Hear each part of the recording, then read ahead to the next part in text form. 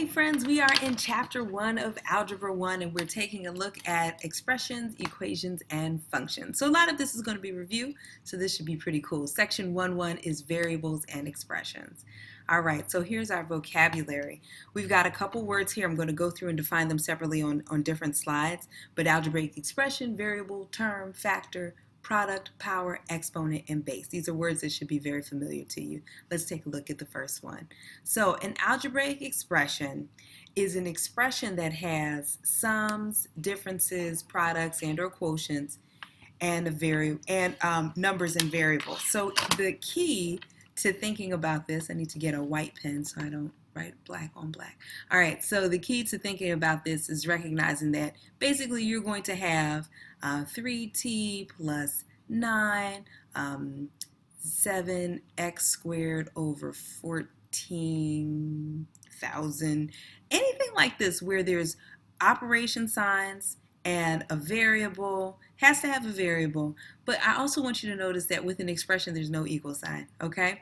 So that's the key here. So you've got all the operations you can have. You definitely need to have a variable. Numbers are obviously included, but there is absolutely no equal sign. So that's what an algebraic expression would be. So a variable is a symbol, sometimes a letter, sometimes other things. Sometimes we also use Greek letters as well, not just alphabetical letters, used to represent an unspecified numerical value or number value. All right. The next term we have is a term. This may be a number, of variable, or product, or a quotient of numbers and variables separated by addition or subtraction. So if I had something like this, 4t squared plus 15y minus 17 plus, I don't know, z. These four things are considered terms. So I would say, oh, this is a four-term expression, okay? Terms are separated by addition or subtraction. Generally, a term is not separated by multiplication. So if I did 4 times t squared, I don't consider 4 and t squared two separate terms. I consider this a term, all right? So that's what a term would refer to in mathematics. Factors, we know about factors. Factors are numbers or variables that multiply to produce a product. So back in the day, if I had 56 and I asked you to find the factors of 56, you would tell me hopefully 7 and 8. Then you can continue with this factor tree and break down 7 and 8 is 4 and 2. I'm sorry, 8 is 4 and 2, and 4 is 2 and 2, leaving these as primes. So factors are numbers that multiply to give you another number. And sometimes you could look at something like this. I've been using t squared a lot. Let me try something else, like I don't know, 3x to the second power. The factors of this term are 3 and x squared, and you can also look at x as a factor of the whole thing, right? So we broke it down so we could see all the things that are being multiplied to give you that value. Those are the factors. Product. Product is the answer you get when you're multiplying factors together. So product, whenever you hear the word product, we're looking for multiplication.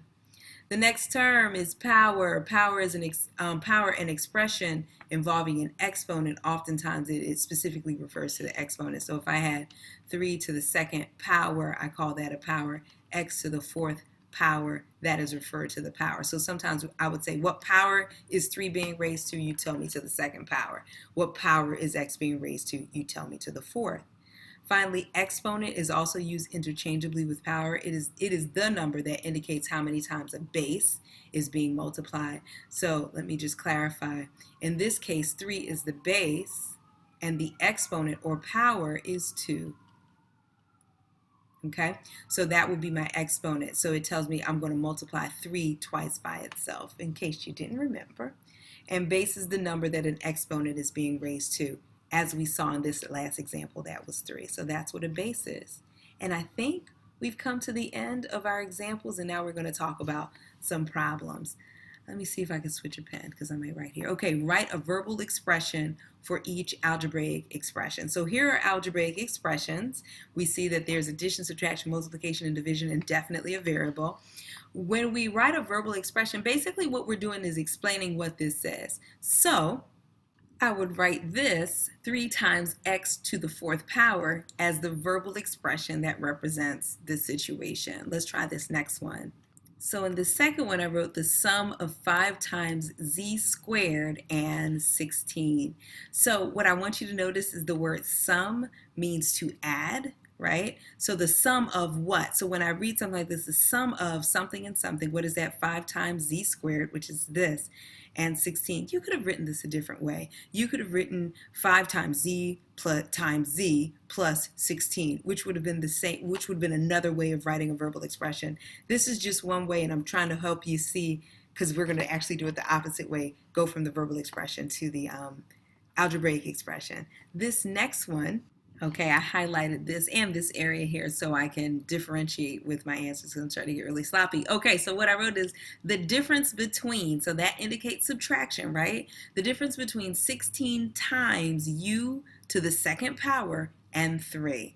So the difference between boom and boom, I need to figure out what the first boom is and then the next boom is. And when I have the word difference between something and something, you're going to take it as the sentence goes, all right? Generally, you're going to take it as the sentence goes. Certain circumstances, you may not, and I think it'll be clear when we get there.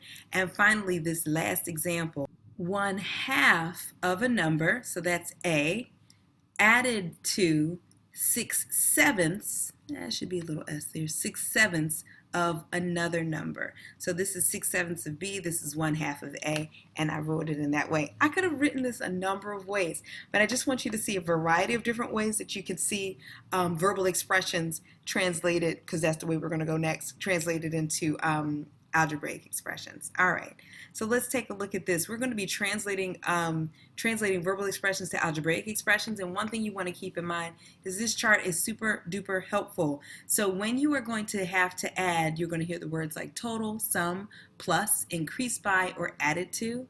Subtraction, less than, subtracted from, difference, that when we use decreased by and simply put minus. Multiplication will be product of, multiplied by, times, and sometimes we hear the word of. Of does not mean multiply, but it often implies multiplication. But so you want to make sure you're keeping that in mind. And also division. This is a word that everybody forgets. It always comes up on a test. People forget that quotient means to divide, quotient of or divided by. All right. So let's take a look at example 2. In example 2, we're going to write an algebraic expression. And so when I look at this, write an algebraic expression for each verbal expression, a number t more than 6. A number that is t more than 6. If I said 5 more than 6, you'd say 11. So then you know that you added. So sometimes I throw a number in there just to keep it clear, but a number t more than 6 would be 6 plus t. If somebody said, could I put t plus 6? I'd be comfortable with that because order does not matter, because we have commutative property in mathematics. It doesn't matter the order when you add.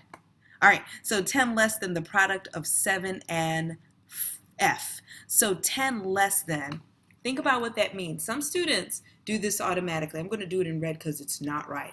10 less than 7F. But this is just taking the words as they are and plotting down the operations that you think are associated with it. And this is not what we want to do. We need to think about what 10 less than something is.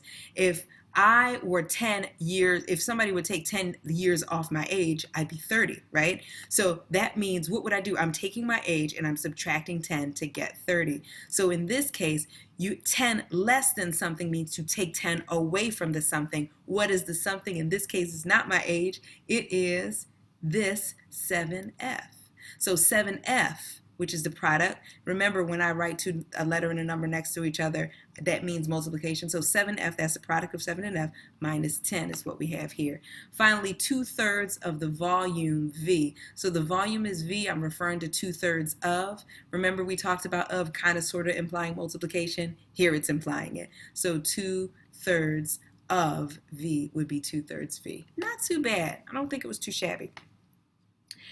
In this example, example 3, we're going to write an expression. Mr. Martinez ordered 250 keychains printed with his athletic team's logo and 500 pencils printed with their web address. Write an algebraic expression that represents the cost of their order. Well, there's 2 very huge unknowns. I don't know how much this man chose to pay for these keychains, and I have no idea how much the pencils cost. However, that lets me know that there are 2 variables. So let's let K represent, and don't say write K for keychains. Remember, every time you define a variable, you need to make sure that that variable refers to a number. K for keychains sounds like an abbreviation for keychains. So K is the cost, not the number, because we already know the number of keychains. K is the cost of each keychain. All right? That's going to be your saving grace when you're doing some problems later on. Making sure you define variables very specifically to represent a number. And P is not pencils, but the cost of each pencil. And now we're well on our way to write an algebraic expression. So the cost for him overall would be, I'm going to just use a capital C for cost. The cost for him overall would be 250 times the cost of each keychain. So 250K plus 500P, which is in this case the cost of each pencil. So this is the overall cost. All right, hopefully that wasn't too bad. I think we might have no more examples, so we're over for this. Go ahead and get started with the packet, the first section. Make sure you complete all the problems. If you're having difficulty, let me know. Let's talk about it. Can't wait to see you. I'll talk to you soon. Bye-bye, guys.